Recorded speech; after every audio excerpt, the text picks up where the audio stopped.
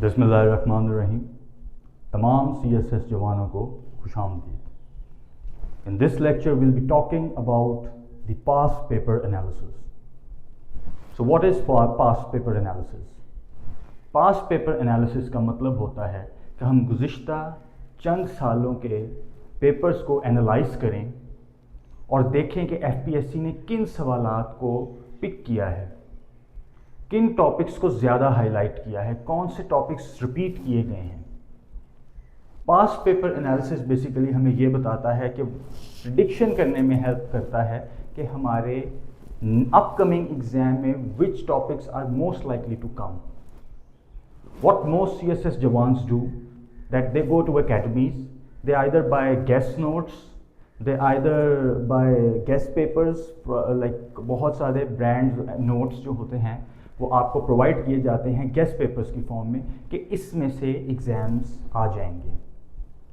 जबकि एक बेहतर अप्रोच ये है कि आप खुद अपनी स्किल्स को यूटिलाइज करें, अपना एनालिसिस करें और पास्ट पेपर्स को जज करें, ये देखें कि कौन से टॉपिक्स रिपीट किए गए हैं। So now let's go into depth about the past paper analysis के ये हमें किस तरह से हेल्प करते हैं। So the first thing is what FPSC actually asks. Past papers का एनालिसिस हमें बेसिकली ये बताता है कि FPSC किन सवालात के गिर्द रिवॉल्व करता है, वो आपसे क्या सवाल पूछना चाहता है।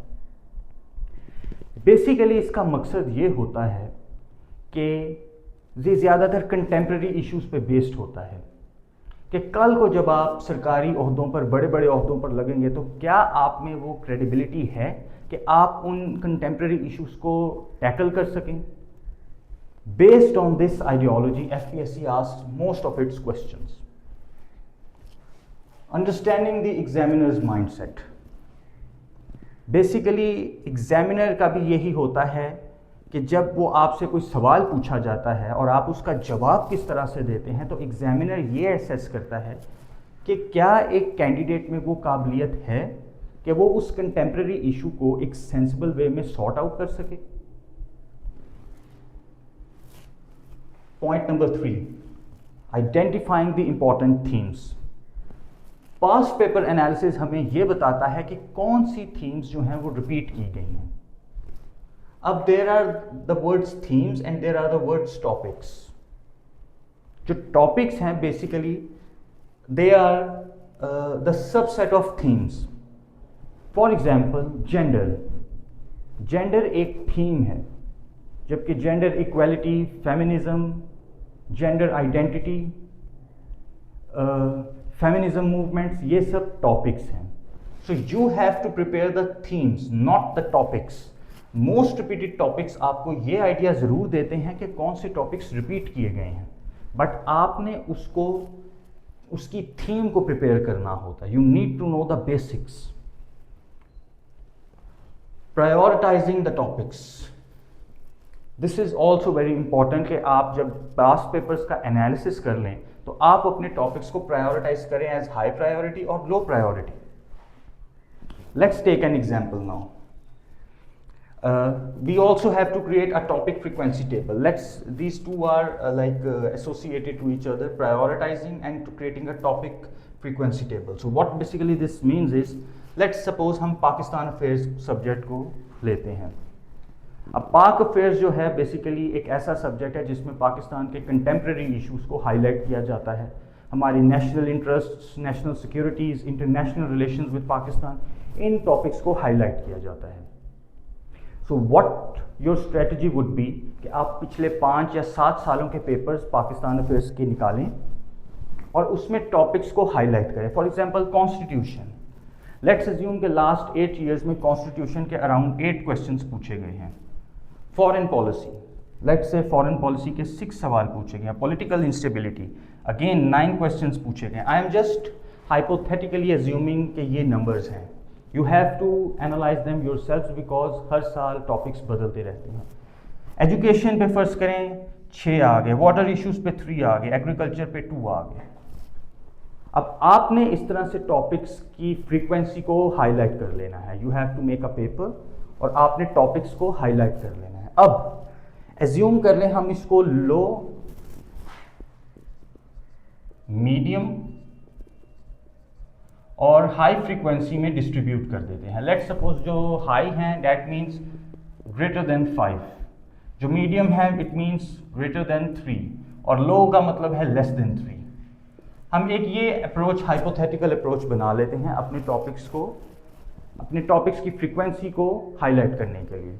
तो कॉन्स्टिट्यूशन यहाँ पे हम H लिख देते हैं, foreign policy H, water issue को हम मीडियम कह देते हैं और एग्रीकल्चर को हम लो कर देते हैं। अब आपको पता लग गया है कि इसमें constitution, foreign policy, political instability, education, these are high frequency topics. इसका मतलब है कि ये सवाल काफ़ी ज़्यादा मरतबा पूछे जा चुके हैं।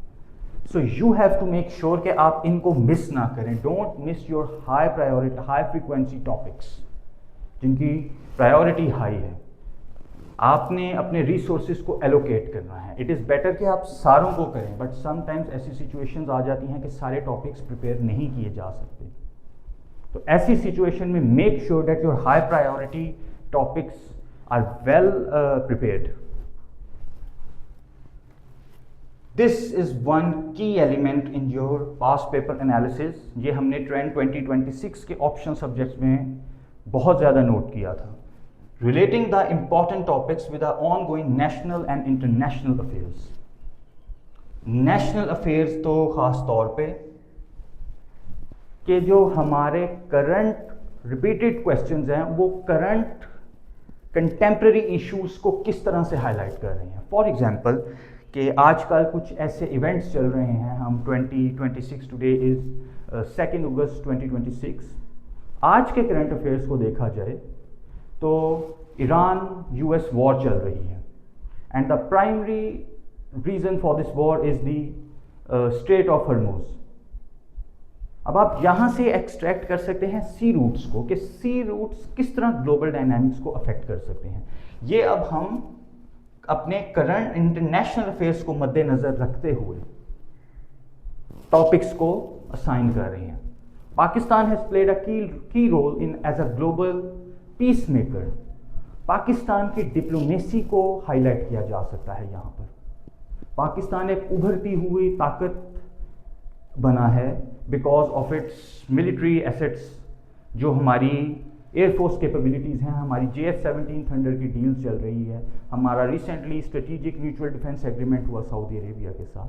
So based on this Pakistan का उभरता हुआ रोल, ये बहुत इंपॉर्टेंट टॉपिक हो सकता है करंट अफेयर्स और पाकिस्तान अफेयर्स के एस्पेक्ट में। So you have to make sure while you are analysing the past papers, current trends को ज़रूर मद्देनज़र रखें। इसके अलावा cyber security, it's a hot topic, artificial intelligence is a hot topic. In fact 2026 का जो CSS एसे था उसमें साइबर सिक्योरिटी पे एक एसे आया था।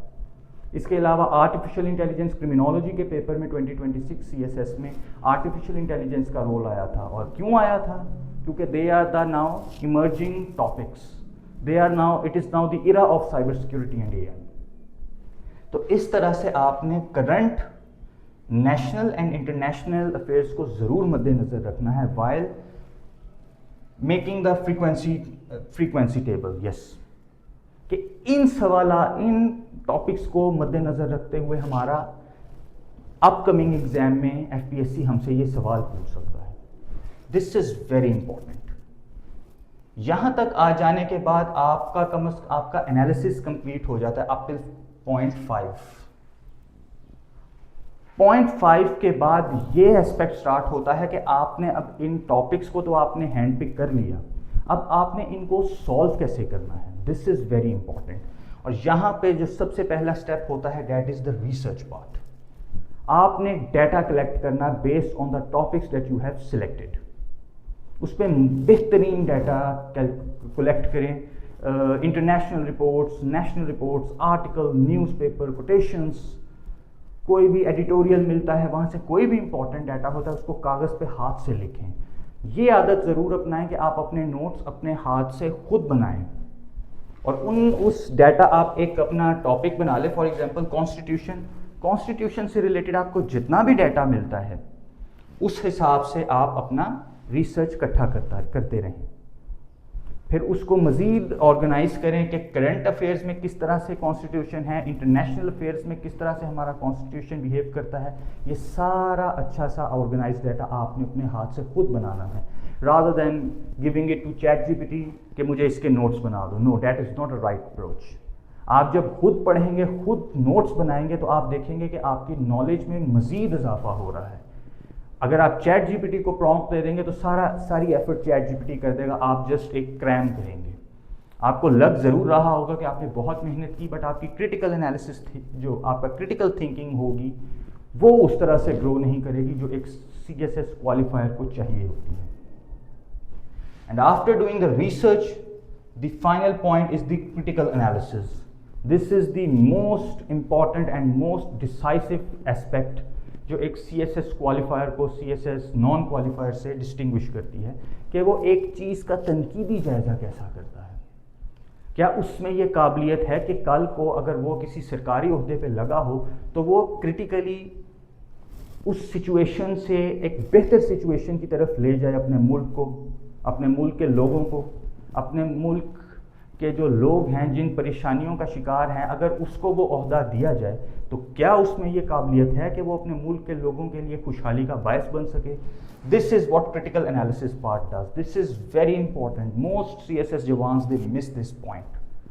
क्रिटिकल एनालिसिस में होता क्या है कि एक प्रॉब्लम होती है या एक कंटेम्प्रेरी इशू होता है, उसके इम्पैक्ट्स क्या हैं, what are the not the impact, what are the impacts of that problem और दैट इशू, कि किस तरह से ये वाला इशू किन किन लोगों को अटैक कर सकता है, किन किन लोगों के लिए वनरेबल बन सकता है, इसके क्या इम्पैक्ट्स हो सकते हैं हमारी नेशनल इकोनॉमी पे, हमारी नेशनल सिक्योरिटी पे, हमारे इंटरनेशनल रिलेशंस को किस तरह से इम्पैक्ट कर सकता है।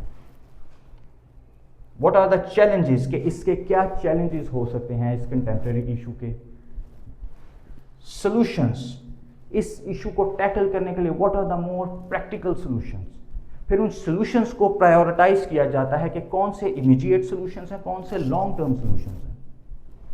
And finally the way forward, कि क्या ऐसे वो इकदामात हैं जिनको फॉलो किया जाए तो मज़ीद ये इश्यूज ना आए, हमारे मुल्क को इन मसाइल का ना सामना करना पड़ सके अगर ऐसे कंटेम्प्रेरी इश्यूज आ जाएं। ये तमाम एस्पेक्ट्स आते हैं हमारे क्रिटिकल एनालिसिस में। सो ये सारी एक समरी थी कि किस तरह पास्ट पेपर एनालिसिस के थ्रू हम अपने इंपॉर्टेंट टॉपिक्स को हाईलाइट कर सकते हैं, हम उनके नोट्स बना सकते हैं और हम उनको एक क्रिटिकल वे में सॉल्व कर सकते हैं जब वो पेपर में आ जाए। आपको किसी किस्म के गेस्ट पेपर्स लेने की ज़रूरत नहीं है। FPSC ने आपको सारा कंटेंट प्रोवाइड किया हुआ है, उसकी वेबसाइट पे अवेलेबल है, गार्डियन एंजल वेबसाइट पे अवेलेबल हैं सारे पास्ट पेपर्स FPSC के। You can download them, you can do the analysis and you can make notes of the frequency table of the high priority topics and inshallah you will be able to solve them really well. इस lecture के लिए बस इतना ही। तमाम CSS जवानों को guardian angel का सलाम।